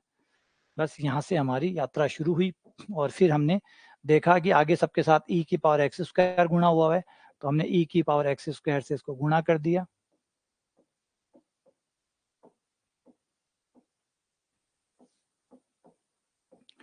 फिर हमने e की पावर माइनस एक्स स्क्वायर जुड़ा हुआ देखा, फिर वो हमने जोड़ दिया। e की पावर माइनस एक्स स्क्वायर जोड़ने पर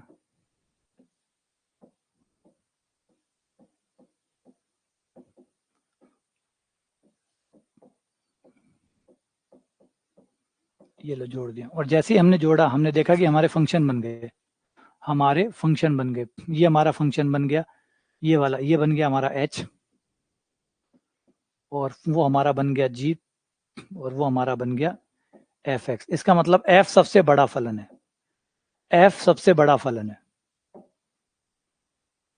f जो है वो सबसे बड़ा फलन है। तो बस f को ही टारगेट करते हैं, f को बुलाते हैं, आओ भाई f को बुलाते हैं, f को ही टारगेट करते हैं क्योंकि सबसे बड़ा f है। तो जो f का जो मैक्सिमम होगा बाकी दोनों उससे छोटे ही रहेंगे, क्योंकि दोनों f से छोटे हैं। अगर f किसी से छोटा है तो ये दोनों भी उससे छोटे छोटे भाई है। अगर f किसी से छोटा है तो h और g भी छोटे होंगे। तो बस f का मैक्सिमा निकाल लो, ये रहा f। मैक्सिमा निकालने के लिए अवकलन करो, अवकलन किया, e की पावर एक्स स्क्वायर का अवकलन, e की पावर एक्स स्क्वायर का 2x, फिर e की पावर माइनस एक्स स्क्वायर का माइनस का 2x, आपका 2x कॉमन आ गया, e की power x square minus e की पावर माइनस एक्स स्क्वायर, ये हो गया। ठीक है, अब आपके x के मान को देखिए, x के मान को देखिए, x का मान 0 से 1 के बीच में है, 0 से 1 के बीच में है, जो कि कंफर्म करता है कि इसका अवकलन 0 पे सिर्फ 0 पे 0 आएगा, 0 पे 0 आएगा, लेकिन 0 से 1 के बीच में 0 टू 1, 0 टू 1 इसमें अवकलन का मान हमेशा प्लस का आएगा। सिर्फ 0 को छोड़ दें, सिर्फ 0 को छोड़ दें और 0 के बाद का इंटरवल ले, तो 0 से बाद के इंटरवल में अवकलन का मान प्लस का आ रहा है। 0 को छोड़कर से लेकर 1 तक अगर हम जाएंगे तो हमारे अवकलन का मान प्लस का है। अवकलन का मान प्लस का है, इसका मतलब फलन वर्धमान है, और वर्धमान फलन का अगर कोई फलन वर्धमान है तो उसका मैक्सिमम भी ऊपर ही मिलेगा। अगर कोई फलन वर्धमान है मतलब बढ़ रहा है, और बढ़ रहा है तो उसका मैक्सिमम कहाँ मिलेगा? छत पे मिलेगा, क्योंकि वो बढ़ रहा है तो मैक्सिमम छत पे मिलेगा। और इस सवालों की छत कितनी है? 1 पे, क्योंकि ये 0 से 1 के बीच में बने हुए हैं, तो क्या है? 1 पे। तो मैक्सिमम कहाँ मिलेगा? 1 पे। x बराबर 1 पे मैक्सिमम होगा, पर निरपेक्ष अधिकतम होगा।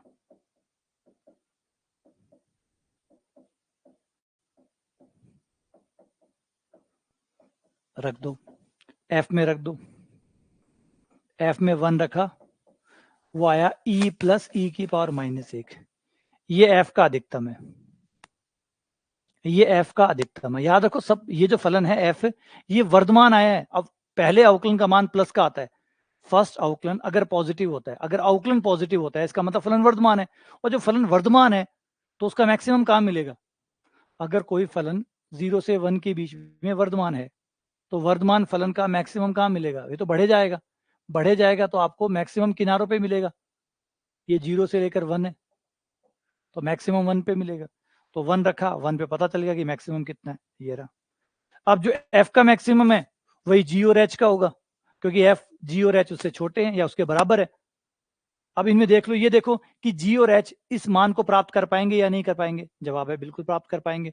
अगर इनमें भी x का मान 1 रखते हैं तो इनमें भी मैक्सिमम वही आएगा, इनमें भी मैक्सिमम वही आ रहा है। इसका मतलब सब इसी मैक्सिमम पे जा रहे हैं, और सभी इसी पे जा रहे हैं तो इनके मैक्सिमम हमें दिए हुए थे ए बी सी।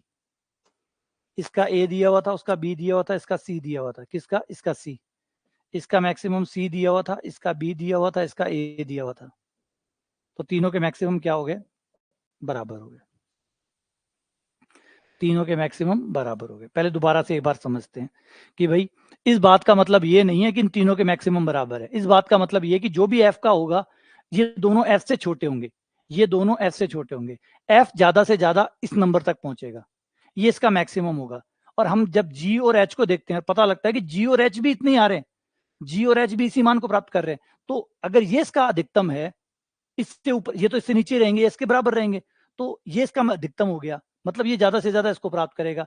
तो ये दोनों भी ज्यादा से ज्यादा इसको प्राप्त कर सकते हैं, और हमें पता लगा कि ये प्राप्त कर रहे हैं, तो फिर इनका भी मैक्सिमम यही हुआ, इनका भी मैक्सिमम यही हुआ।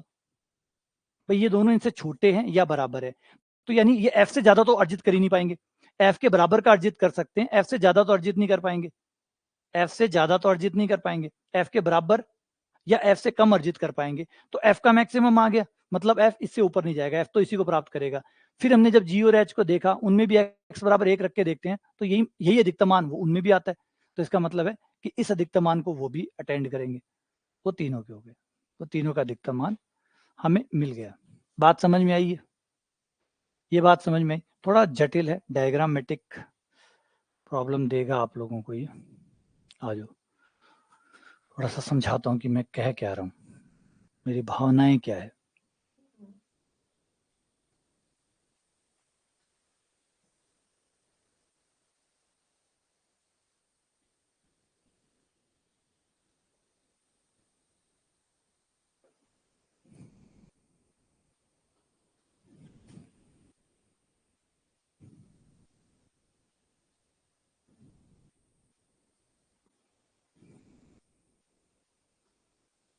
पहली स्थिति तो देखो ये है जिसकी हम बात कर रहे हैं।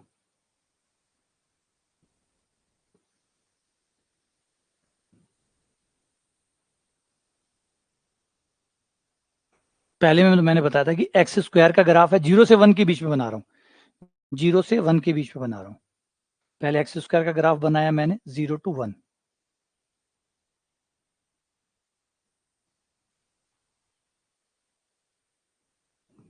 ठीक है, ग्राफ 0 से 1 केवल छोटा सा टुकड़ा बनाया 0 से 1 का।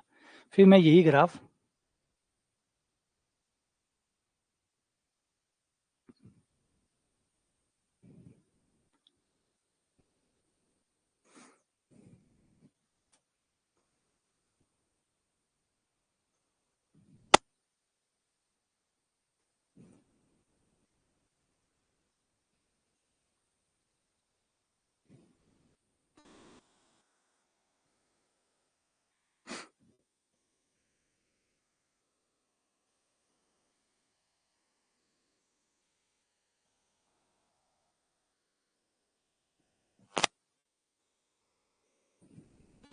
ये देखो, ये ग्राफ है, ये 3 ग्राफ है, तीनों ग्राफ के कलर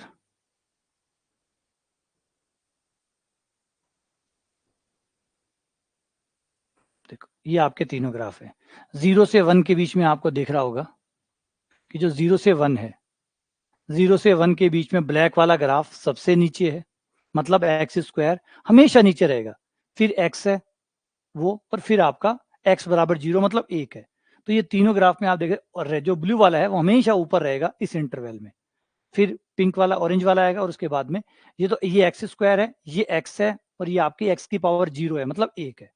तो ये आपके 3 ग्राफ हो गए। ये कंफर्म हो गया कि 0 से 1 के बीच में इनमें ये फॉलो हो रहा है। अब हम बात करते हैं एफ की और जी की और एच की, जो हमने 3 फलन बनाए हैं उनका एग्जाम्पल लेते हैं। उनमें पहले जो एफ को मैं दिखा रहा था, एफ को देखो, सबसे पहले एफ को देखो, ई की पावर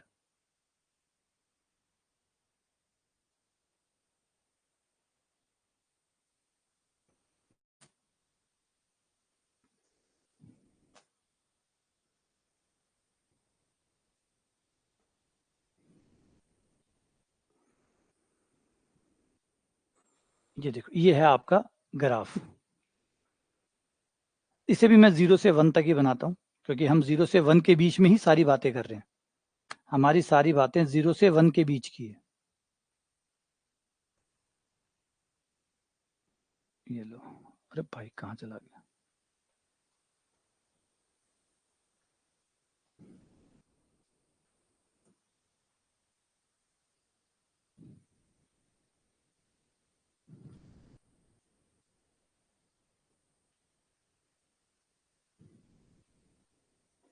ठीक है, ये लो, ये आपका ग्राफ है, दिख रहा है। अब ये वर्धमान है, ये वर्धमान है। अब ये ग्राफ वर्धमान है, तो इसका अधिकतम आपको कहाँ मिलेगा? इसका अधिकतम कहाँ मिलेगा? यहाँ मिलेगा, क्योंकि फलन वर्धमान है।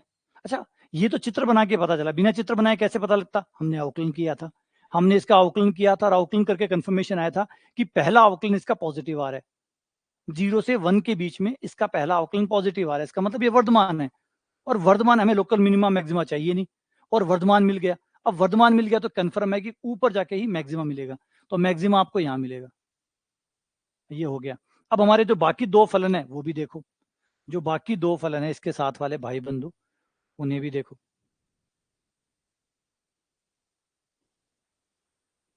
एक है हमारा एक्स वाला, एक है हमारा एक्स स्क्वायर वाला।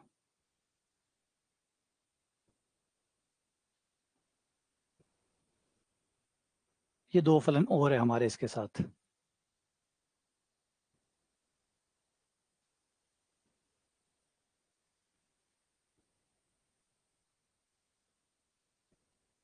आ जाओ, ये रहे, ये आपके 3 ग्राफ हैं, और 3। देखो, तीनों के तीनों कहाँ आके मिल रहे हैं?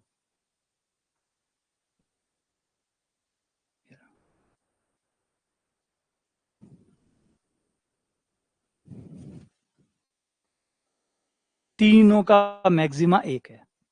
हाँ, हो क्या रहा था, ये जो रेड वाला था आपका, जो एफ था, एफ से जी हमेशा छोटा आ रहा है, एच हमेशा छोटा आ रहा है, बिल्कुल ये हमने उसमें देखा है कि हमारी जो शर्त थी उसमें भी था कि एच जो है वो सबसे छोटा है, जी उससे बड़ा है, एफ उससे बड़ा है, तो एफ ये है।